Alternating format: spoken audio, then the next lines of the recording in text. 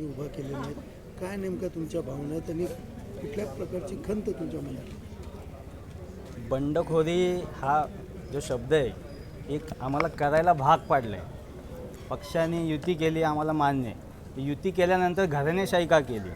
घराणेशाही केली तर त्याच्यानंतर परत आयाराम आणले. आयाराम का आणले? ते का आले? त्याचं कारण आहे ना, त्यांनी कामच केली नाही. कामं केली असती तर आलेच नसते इकडे. आम्ही कामं करतो आहे, आम्ही लोकांमध्ये आहे आणि लोक आम्हाला चांगला प्रतिसाद देतात आहे आणि आम्ही निवडून येणारच. पण आता पक्षात प्रवेश त्यांनी केलेला आहे. त्यांचा विश्वास आहे की पक्षाचे कार्यकर्त्यांनी मतदान आम्हाला मिळेल म्हणून ते विश्वास व्यक्त करतात. तुम्ही काय सांगाल यावरती? आमचा लोकांवरती, नागरिकांवरती, मतदारांवरती ठाम विश्वास आहे का हे आम्हाला न्याय पूर्ण देतील आणि आम्ही निवडून येणार. मतदारांवरती म्हणजे ज्या पद्धतीने त्यांनी काम केलं नाही असं तुमचा शंका आहे का? काम न केल्यामुळे दुसऱ्या पक्षामध्ये त्यांनी उडी मारून उमेदवारी गेली असं वाटतं का? त्यांना त्यांचा स्वतःवर विश्वास नाही त्यामुळे यावं लागलं ना. आम्ही तर आहे तिथेच आहे. आम्ही बंडखोरी नाही केली. आम्हाला न्याय मागण्यासाठी आणि लोकांना न्याय देण्यासाठी आम्ही उभे राहिलो आहे. पण आता महायुतीमधनं तुम्ही आता वेगळं पॅनल करून लढताय. काय विश्वास आहे याचा फटका महायुतीला पडणार का तुम्ही निवडून येणार हा तुमचा विश्वासच आहे? आम्ही निवडून येणार हा आमचा विश्वास आहे. फटका पडेल की नाही ते त्यांनी विचार करावा. कसं असतं ना की हे स्थानिक लेवलचं इलेक्शन हे मी तुम्हाला सांगते. इथे आम्ही आजवर लोकांसाठी जनतेसाठी खूप सेवा करत आलो आहोत. गेली 20-25 वर्षापासून आम्ही जनतेच्या सेवेत आहोत.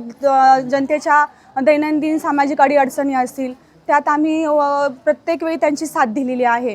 कोण मोठं कोण छोटं हा भाग इथे येतच नाही. माजी आमदारांच्या त्या पत्नी असतील हरकत नाही. मी एक सर्वसामान्य नागरिक म्हणून हा अपक्ष उमेदवारी अर्ज भरला आहे.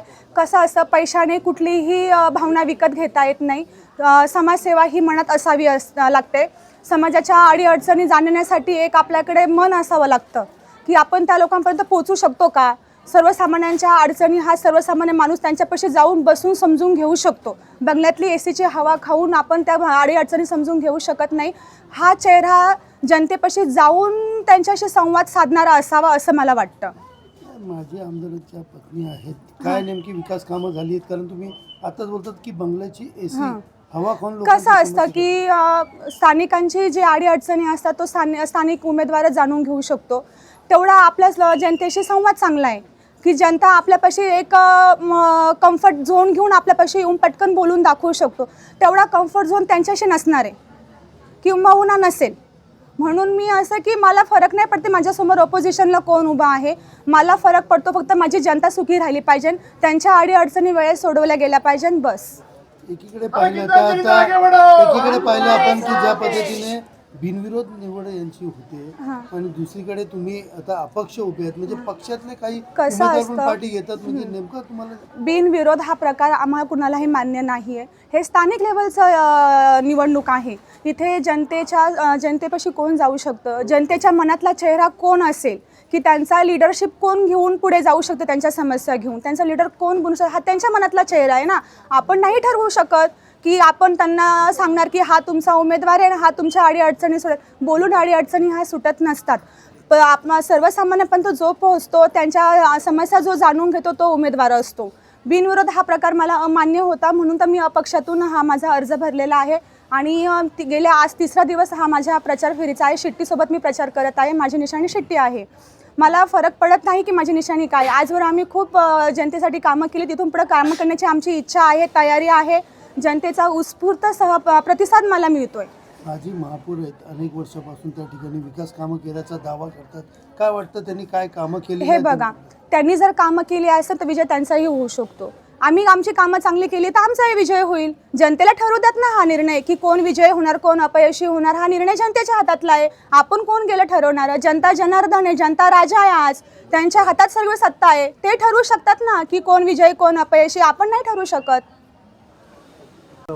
त्यांनी जर विकासाची कामं केली हा त्यांचा दावा आहे तर त्यांचं मागच्या विधानसभेच्या निवडणुकीला त्यांचं तिकीट का नाकारलं पक्षाने त्यांनी स्वतःला प्रश्न विचारावा. त्यांनी ह्या प्रभागामध्ये कुठे कामं केली किती कामं केली हे त्यांनी जनतेसमोर आणून द्यावीत. आमची हरकत नाही आहे. आम्ही आमचा प्रचार आमचं सेवा कार्य हे आम्ही असंच अविरत चालू ठेवणार आहे.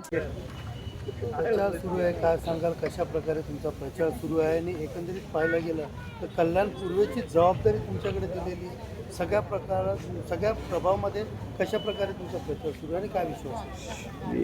शिवसेना पक्ष, शिवसेनेचे कार्यकर्ते हे सातत्याने 12 महिने 24 तास लोकांसाठी उपलब्ध असतात आणि हे काम करत असताना लोकांच्या अडीअडचणीला धावत असताना त्यामुळे हा जो प्रचार आहे हा आमचा टेम्पररी प्रचार आहे. ऑलरेडी प्रचार लोकांच्या घराघरामध्ये आमच्या सगळ्यांची नावं गेलेली आहेत.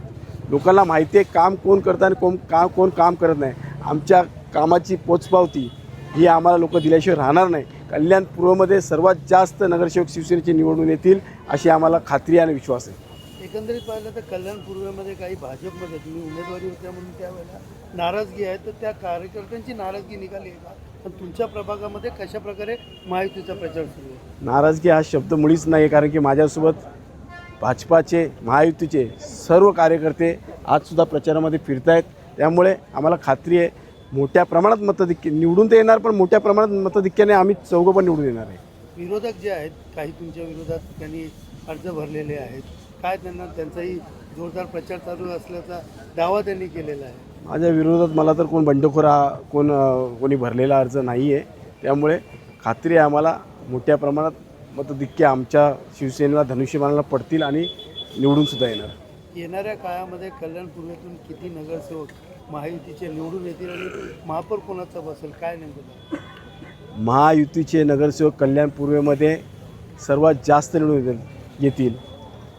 त्याचप्रमाणे मी एक कार्यकर्ता म्हणून शिवसेनेचा मला वाटतं की आमचा शिवसेनेचा महापौर बसावा. महापौर महायुतीचा बसणार याच्यामध्ये काळी मात्र शंका नाही.